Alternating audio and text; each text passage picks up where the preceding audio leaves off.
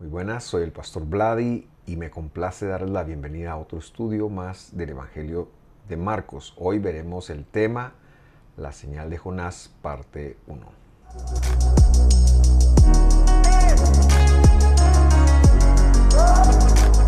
Y con la misma alegría de siempre les damos la bienvenida a este estudio que ya hoy cumplimos el número 40 y estamos en el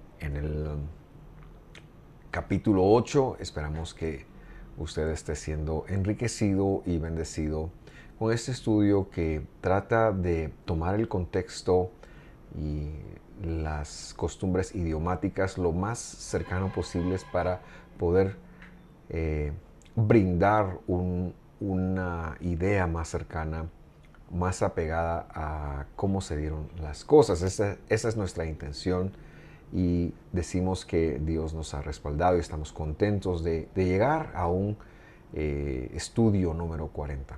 Vamos a orar, vamos a pedirle a Dios su guía.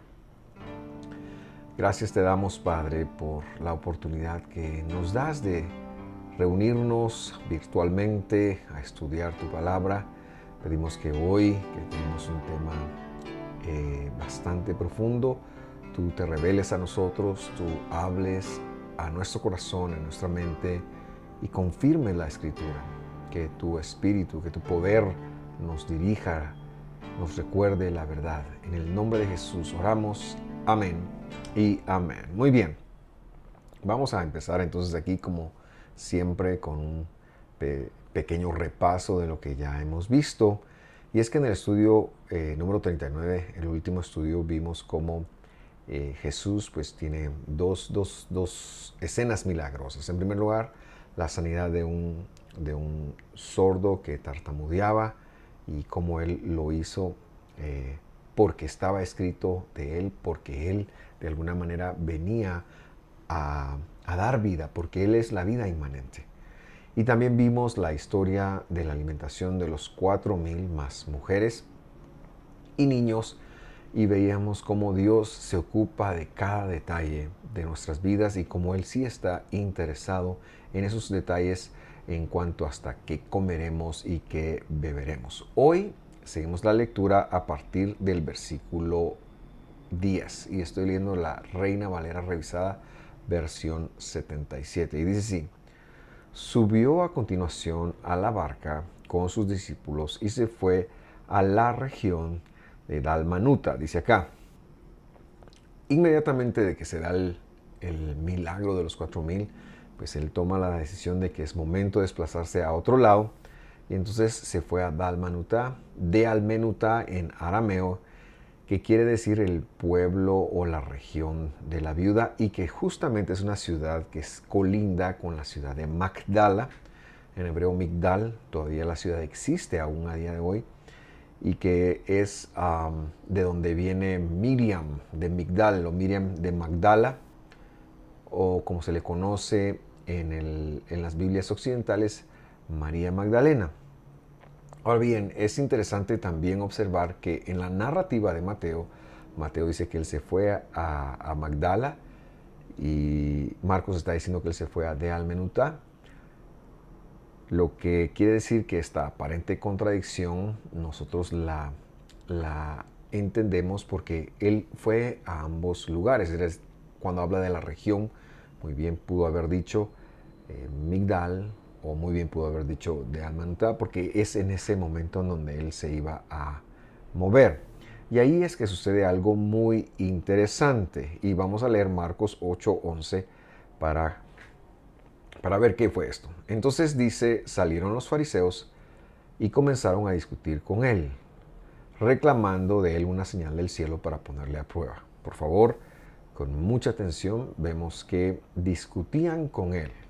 Esta palabra es muy interesante porque no es que esté mal traducida, es que era como los judeanos, los judaítas del primer siglo estudiaban. De hecho, todavía se dice que cuando hay dos judeanos o dos judíos, hay tres opiniones, porque la forma de estudio era precisamente a través de la discusión y del cuestionamiento y del estar en desacuerdo. Pero estos están discutiendo, es decir, están hablando de la Torah, eso es lo que quiere decir, y quieren una señal del cielo para ponerle a prueba, muy, muy al estilo de Elías. Recordará usted que mandó que fuego cayera del cielo y eso lo evidenció entonces como un profeta de Dios para su generación. Ahora, recordemos entonces también que los fariseos, que tienen toda una tradición, todo un estudio, habían desarrollado un concepto erróneo del Mesías. Es más, en algunos capítulos estudiaremos algo con respecto de esto, que se acercan con Jesús, dicen, nuestros maestros nos dijeron que el Mesías tenía que morir, y él hace una corrección. Entonces lo que quiero observar es que sí había un perfil fariseo para el Mesías, y bueno, en fin, para el pueblo de Israel. Esto lo hemos mencionado muchas veces, diciendo que el perfil que ellos esperaban era el perfil de un guerrero. Pero ahora, para creerle a él, para decir él es el Mesías o él es el Hijo de Dios, estaban solicitando una señal del cielo. Y yo me pregunto, ¿por qué Dios no les dio una señal del cielo? ¿O por qué no hizo lo mismo que hizo con Elías en ese instante? La respuesta de Jesús puede traer un poco de luz con respecto de esto. Versículo 12 dice así: Él, es decir, Jesús, habiendo gemido en su espíritu, dijo: ¿por qué pide esta generación una señal? En verdad les digo que no se dará una señal a esta generación. Y dejándolos, se embarcó de nuevo y se fue a la otra orilla. Interesante observación del Señor. Quiero explicar un par de cosas acá. En primer lugar, eso de gemir en su espíritu es un poquito raro. Si lo entendemos al modo occidental de espíritu, alma y cuerpo. Si lo entendemos al modo bíblico, entonces vamos a conectar que su ánimo, la palabra espíritu es lo que quiere decir, el ánimo del Señor se ha de haber puesto molesto, o se ha de haber puesto un poquito triste, porque le estaban pidiendo algo, y él tiene una exclamación de efusividad, quizás un tanto, no por el lado de aprobación de ellos, sino por el lado de alguna manera estar un poquito frustrado. La pregunta entonces es, y ya paso a lo siguiente que quiero compartirle acá, es ¿por qué no les dio una señal?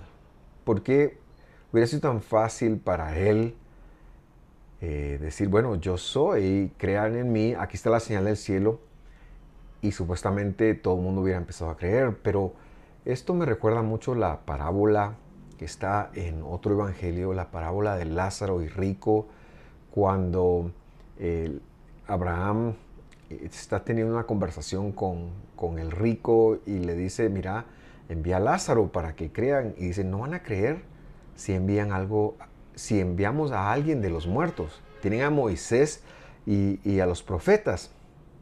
¿Y qué es lo que estoy tratando de decir? Estoy tratando de decir que hay un momento muy importante acá para que conectemos. Es que el hombre no llega a creer en Dios.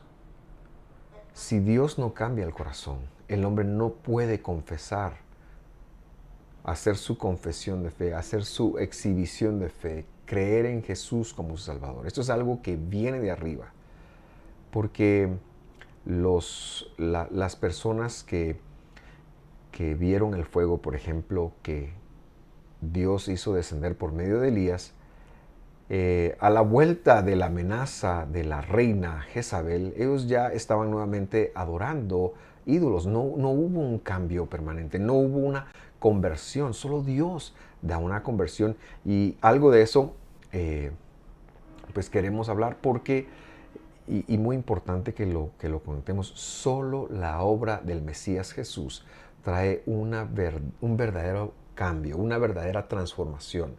Por eso Él no les da una señal, porque no importaría cuál señal fuera si Él no hiciera su obra en ellos, si Él no circuncida el corazón de las personas no pueden pasar la página, no pueden cambiar su convicción. Es Dios el que da la conversión, y una señal nada más lo frustró, porque Él estaba evidenciando o poniendo en evidencia la dureza del corazón humano. el corazón humano es duro en cuanto a Dios. Si en algún momento se enternece, es porque Dios lo enternece, es porque Dios está generando el camino, pero el corazón humano es duro en función de Dios. ¿Y quiere usted probar esto? Bueno, en algún momento, cuando estamos en un punto, por ponerle un ejemplo, ¿verdad? Estamos con un problema de resentimiento, el corazón de Dios viene y nos pide perdón. Y nosotros decimos, no estamos listos para perdonar, porque aunque seamos temerosos de Dios, el corazón humano está endurecido a Dios. Y así con los mandamientos. Por eso nos cuesta la dieta, por eso nos cuesta el día de descanso, por eso nos cuestan los demás mandamientos y por eso se ha racionalizado tanto con que están abolidos. Algo que nosotros refutamos desde acá diciendo, Jesús nunca dijo eso. Pero bueno, hay otro fenómeno acá, entonces. Pudiéramos seguir la enseñanza en el siguiente versículo, que sería el versículo 14, y solo cerrar este tema diciendo, bueno, no les dio señal y ya. Pero es que aquí ocurrió algo más importante y esa narrativa nos la da el Evangelio según Marcos, porque es el mismo evento. Y entonces yo quiero que vayamos a Mateo, que es el otro evangelio que vamos a ver hoy, y vamos a ver cómo este mismo evento sucedió en ese contexto. Recordamos que no está contradiciendo, Mateo está expandiendo la visión de lo que ocurrió. Así que le invito a venir conmigo y vamos al capítulo 16, versículo 1. Dice, se le acercaron los fariseos, y ahora le agrega otro grupo, y es importante notarlo, y los saduceos para tentarle. Y ya vemos acá que no era tanto discutir, o que probablemente discutieron Torah, pero que también ellos tenían la intención de tentar al Señor, es decir, de molestar, de ver cómo lo hacían equivocarse. Y le pidieron que les diera o el que les mostrara una señal del cielo. Nosotros no sabemos quiénes eran estos fariseos, solo que hubo varias casas de fariseos y todos tenían, de acuerdo a su casa, una enseñanza distinta. Entonces no podemos tomar a los fariseos, meterlos en una licuadora y presumir que pensamos como pensaban todos, porque eso no es así, ¿verdad? No es así ahora con ninguna creencia y no era así en ese entonces. Vamos a ver cómo respondió Jesús, versículo 2. Mas él, respondiendo, les dijo, cuando llega el atardecer, decís, buen tiempo, porque el cielo se pone rojizo. Y por la mañana, hoy habrá tempestad, versículo 3, porque el cielo se pone de un rojo sombrío. Hipócritas, les dice, sabéis discernir el aspecto del cielo y no podéis discernir las señales de los tiempos. Entonces ya vemos aquí que existe una amplitud en el concepto. Ya acá ya les está llamando hipócritas. ¿Por qué? Porque él está diciendo que están pidiendo una señal, que señales hay, que ellos no las pueden discernir y que es el tema de la dureza de su corazón. No hubiera importado qué señales les hubiera dado, no hubieran podido discernirla precisamente porque el corazón humano está lleno de dureza y el único que puede quitar esa dureza, el único antídoto a esa dureza es la transformación, es la regeneración que proviene de tener a Jesús como Señor y Salvador. Muy bien. Entonces llegamos al punto ahora que Jesús va a comentar. Versículo 4 y dice así.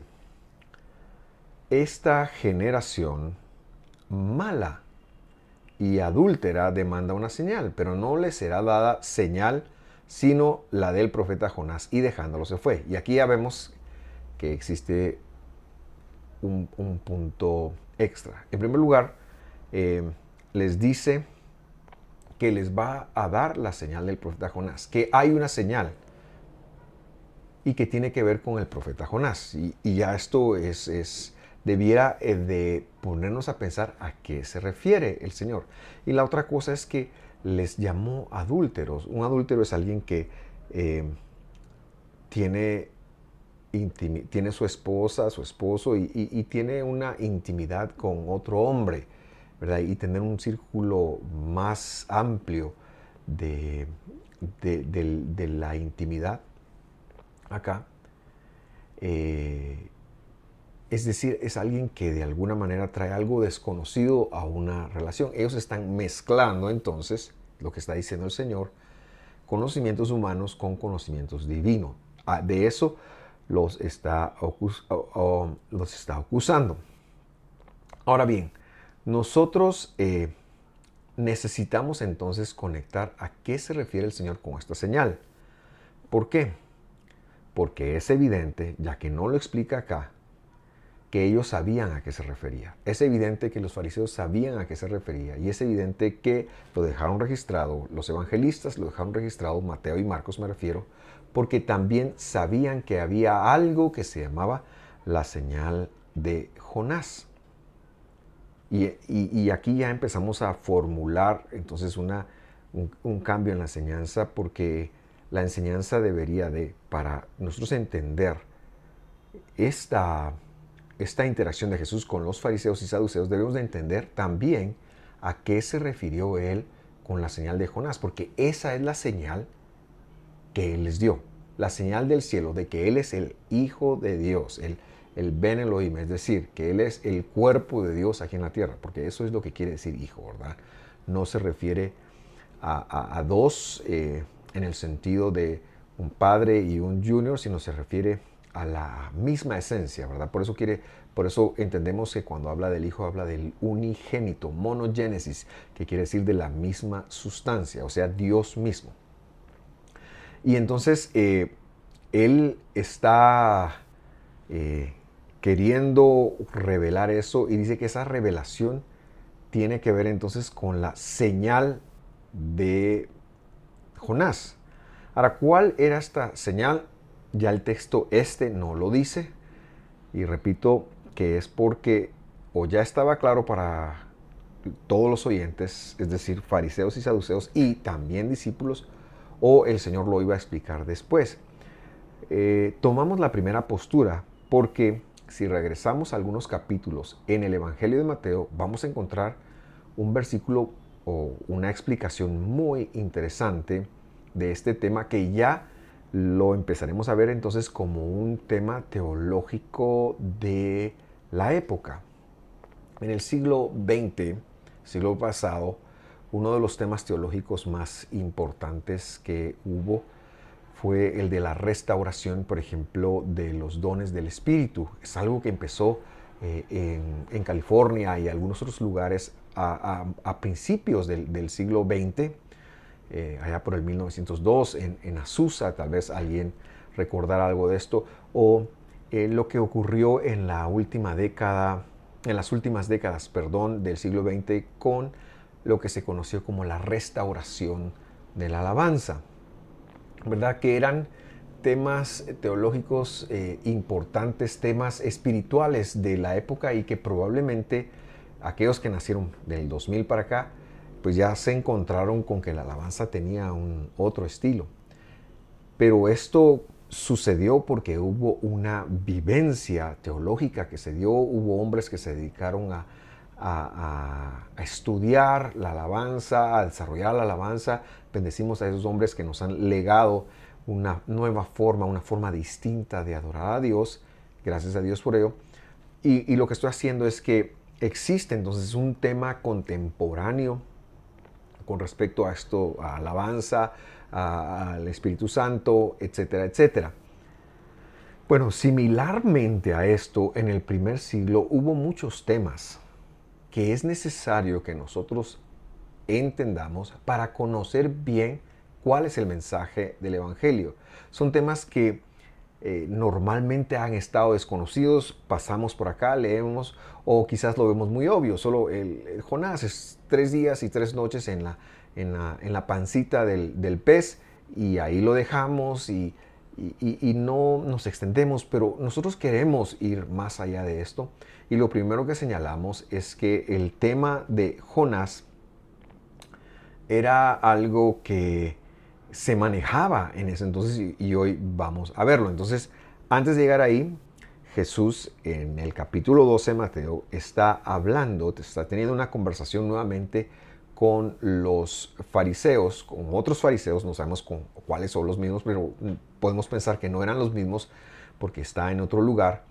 Y en esta discusión que él está teniendo con los fariseos, les ha hablado de la blasfemia del Espíritu Santo que, como lo hemos entendido, algo que ya estudiamos en Marcos, tenía que ver con la negación del Mesías. No voy a entrar a explicar esto, pero lo menciono para que sepamos cuál es el contexto.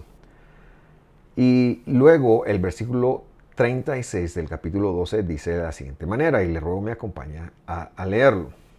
Y yo os digo, dice, que de toda palabra ociosa que hablen los hombres, darán cuenta en el día del juicio. Ya está hablando de un juicio, de algo a futuro, algo que todavía no hemos visto, incluso 2000 años después. Versículo 37 dice, porque por tus palabras serás justificado y por tus palabras serás condenado.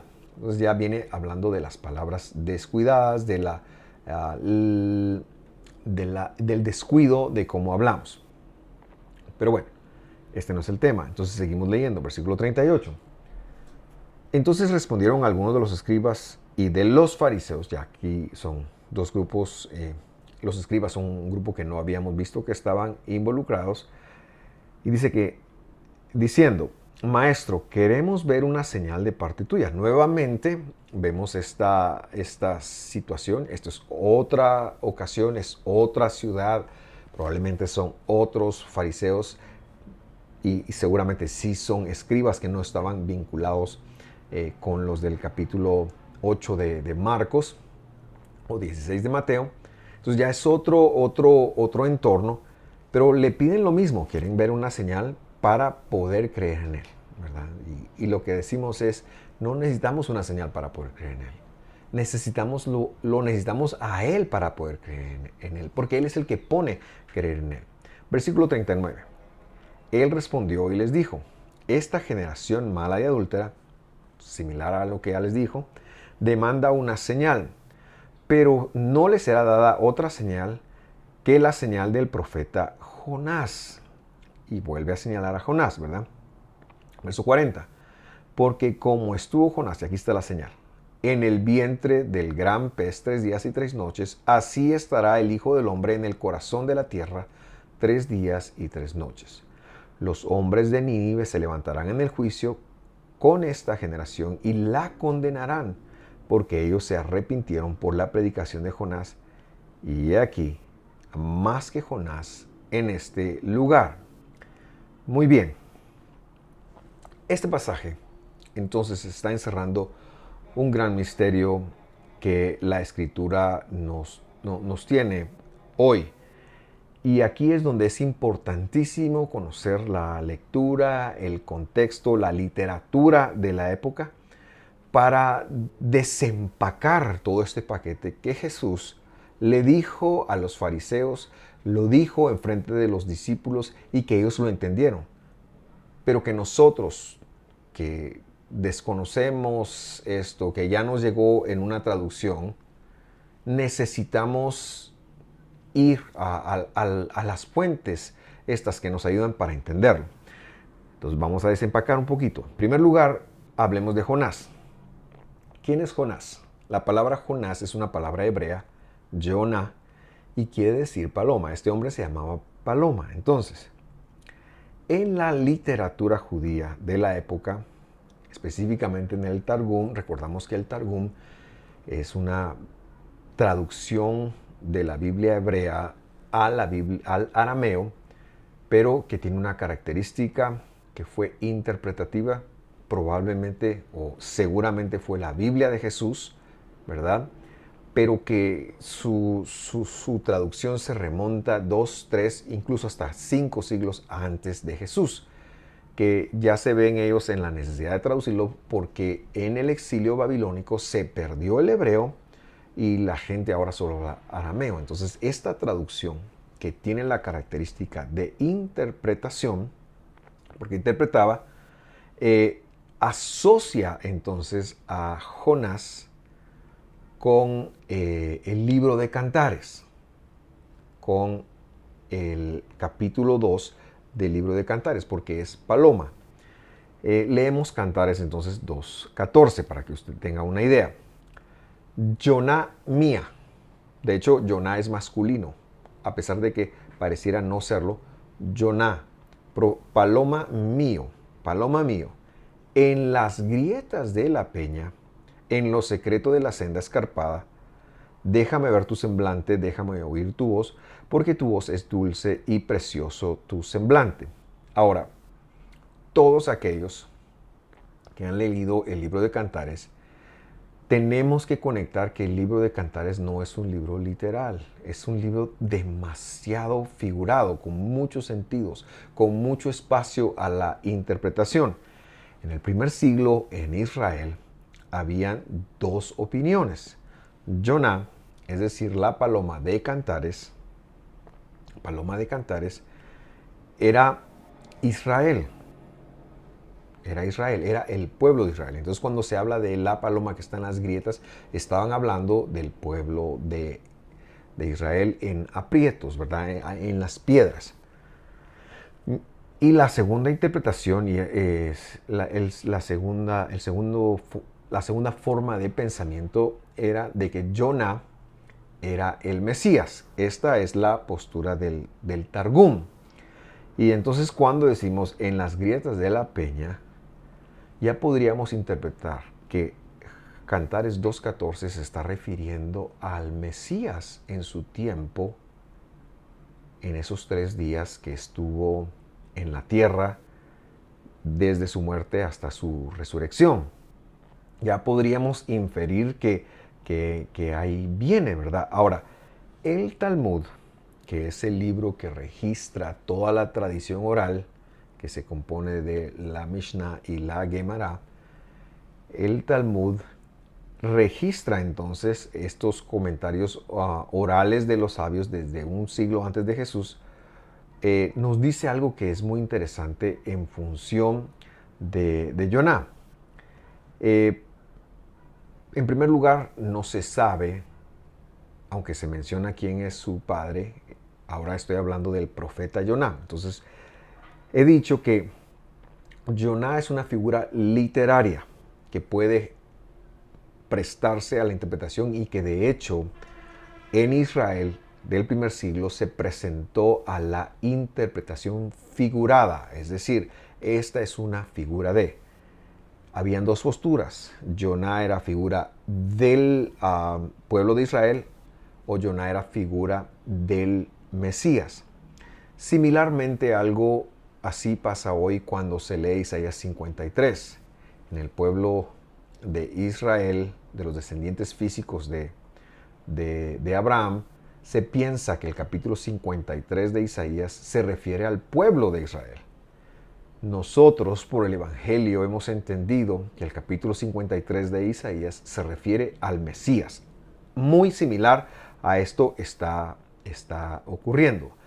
Entonces, si hacemos esa conexión de Eclesiastés y luego nos vamos al profeta como tal, que no tiene, pues sí tiene un nombre, pero que no se sabe en qué tiempo se pone. Algunos lo colocan en el tiempo de Jeroboam II y de hecho si usted busca alguna página de internet probablemente ahí lo va a encontrar. Pero lo curioso es que el Talmud, que es una fuente interna confiable, ya dice que no se sabe en qué época vivió. No se sabe en qué reinado vivió porque se lo menciona fuera de Israel, se lo menciona saliendo, se lo menciona como un libro bastante atípico. Entonces, en el Talmud entonces se interpretó, habían dos posturas con respecto ahora sí del libro de Yoná, del libro de Jonás, de los escritos del profeta Jonás. Postura número 1. Era una metáfora completamente, es decir, una parábola, un mashal en hebreo. El Talmud decía que existía para que tú supieras qué era todo lo que Israel como tal iba a padecer, porque recordamos que el Talmud y en Israel se pensaba que Yoná o Jonás o la paloma era Israel. Entonces el Talmud decía, miren, es completamente una metáfora. Nada de lo que ustedes ven ahí es real porque, por ejemplo, no se menciona que Nínive haya tenido una especie de arrepentimiento en otro lugar, ni de la Biblia ni de ningún otro texto más que el profeta Jonás. Esa es una postura. Yo no estoy enfatizando mi postura, estoy estudiando con ustedes el metalenguaje, la enseñanza de ese momento histórico en Israel, ¿verdad? Y lo estoy mencionando porque eso fue lo que ellos entendieron y es necesario que nosotros también lo entendamos para poderlo interpretar bien. Entonces, primera postura, todo es una metáfora, no es una parábola y tiene que ver con Israel. La segunda postura de los sabios de Israel del Talmud es que sí hay aspectos verídicos, ¿verdad? Sí existió un profeta, quizás en el capítulo 1 y en el capítulo 3, perdón, se los puede ver, pero que el capítulo 2 es un pesher. Es un pesher, es una figura literaria hebrea. Ya voy a explicar qué es eso. Y esto tiene que ver todo con desde el momento en que él es tirado al mar y un pez lo traga. Ahora, este dato, que es un pesher, porque es importante para nosotros. En primer lugar, porque este es el contexto de lo que Jesús explicó y por lo tanto ellos estarían entendiendo acerca del pesher. Y en segundo lugar, es porque él mismo dijo que la señal, que la evidencia que él iba a proveer tenía que ver con Jonás. Entonces nos preguntamos, Pastor Vladi, ¿qué es un pesher? Un pesher es un evento, un escrito de la Biblia que puede incluso llegar a tener un cumplimiento real, es decir, un escrito de algo que ocurrió, pero que se refiere a un evento futuro, ya sea que puede ser un escrito real o puede ser una parábola de algo que tendrá una interpretación. Realmente se mueve en el ámbito de lo profético, pero que su cumplimiento más importante lo tendrá en el futuro. ¿Cómo podemos interpretar esto? Bueno, hay un versículo en Deuteronomio en donde dice, maldito, Pablo lo relata en Gálatas capítulo 3, el que es colgado de un madero. Cuando vamos a la escritura de Deuteronomio entendemos que dice, maldito porque disminución de la honra, Dios colgado de un madero, dice ahí, ¿verdad? Y que podríamos entender que esta instrucción de no permitir que un hombre fuera colgado de un madero, más allá de la noche, más allá de la caída del sol, pues uno pensaría, ¿por qué? ¿Por qué le importó tanto esto a Dios si ya ejecutaron a ese hombre, si mataron a ese hombre, si lo ahorcaron a ese hombre?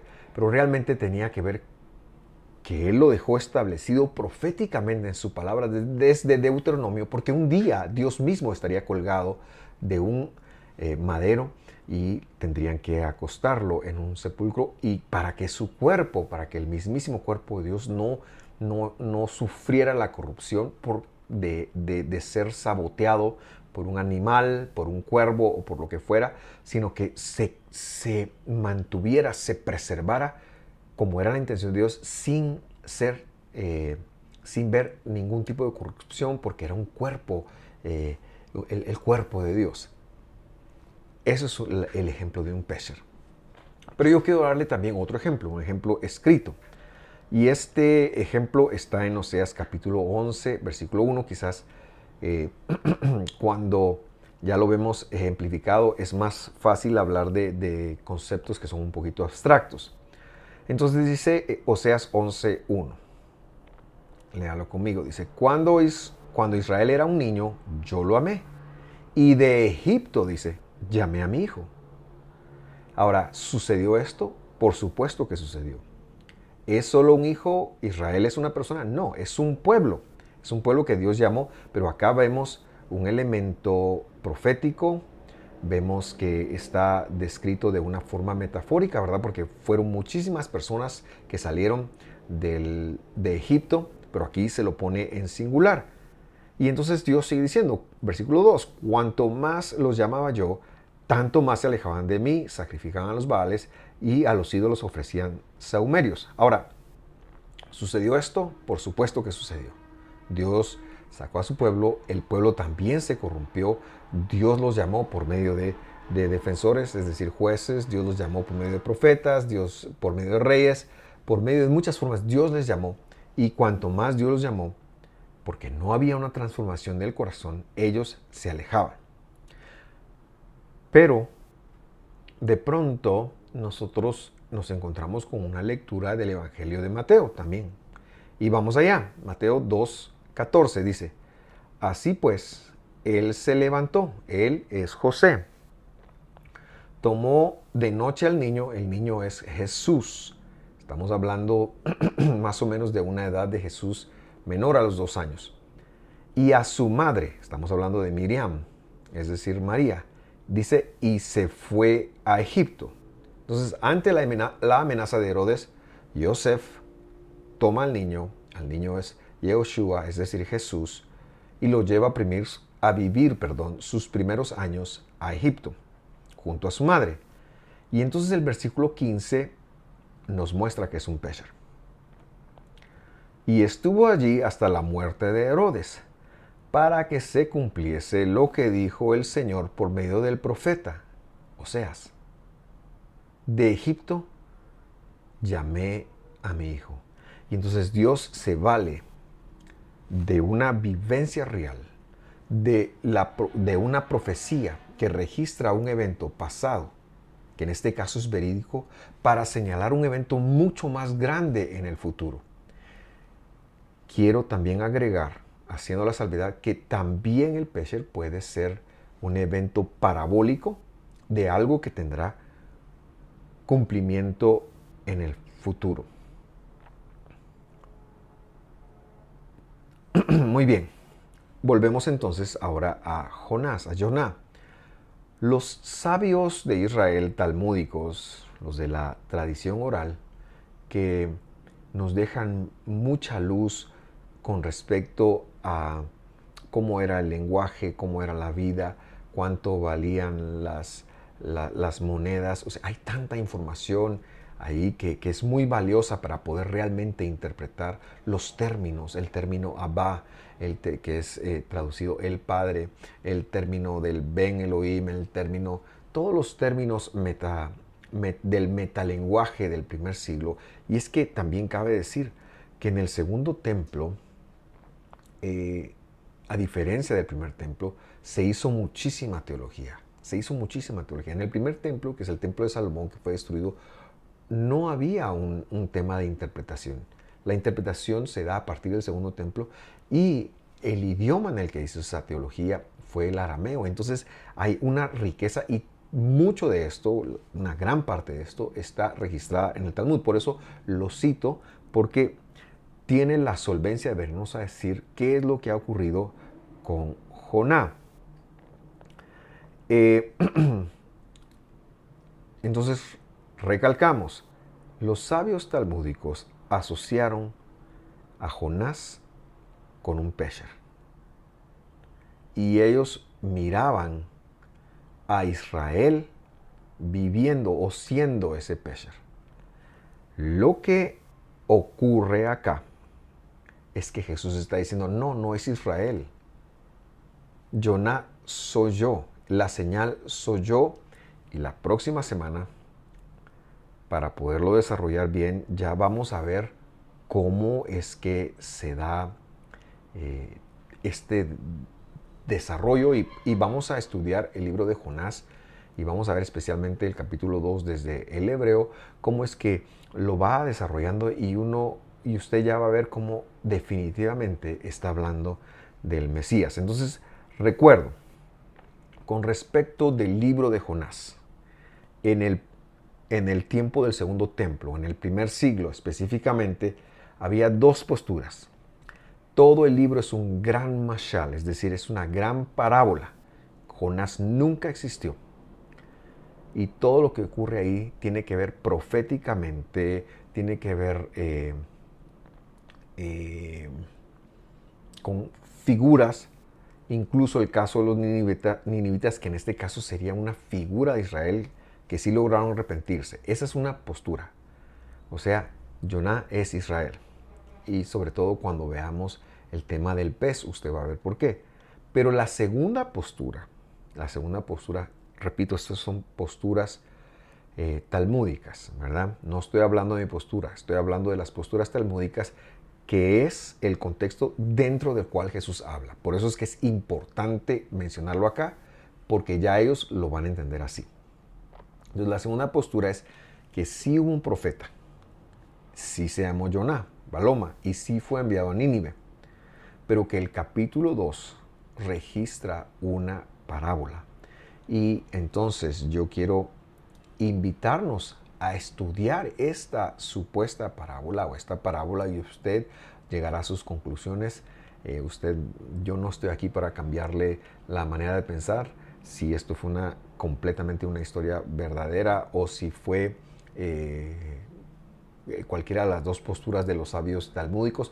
Lo que yo sí quiero decirle es que Jesús dijo, miren, como se los enseñaron en el Talmud, Jonás no es Israel.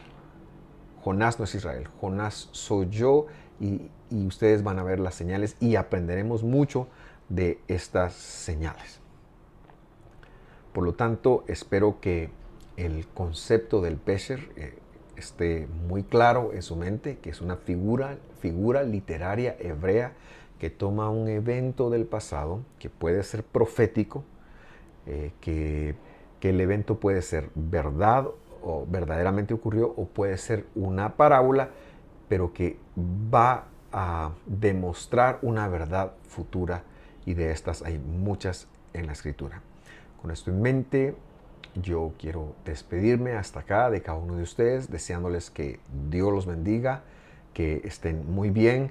Les invito a no perderse el estudio de hoy en 8, porque va a estar muy emocionante el ver cómo Jonás en el capítulo 2 habla proféticamente de la muerte y de la resurrección de nuestro Redentor, de nuestro Salvador, y entonces ya terminaremos entendiendo qué quiere decir eso en función de la señal que era. Le invito a darle me gusta a nuestro canal de YouTube o a nuestra página de Facebook también. Le invito a compartir estos estudios, le invito a generar una discusión con su familia con respecto de lo que usted está escuchando, y si no entendió algo, le invito a ver nuevamente este estudio, porque es por medio de la disciplina, de la repetición, que nosotros personalmente hemos llegado acá, y yo pienso que esto también le puede beneficiar a usted. Le mando un abrazo, que Dios lo bendiga, hasta pronto.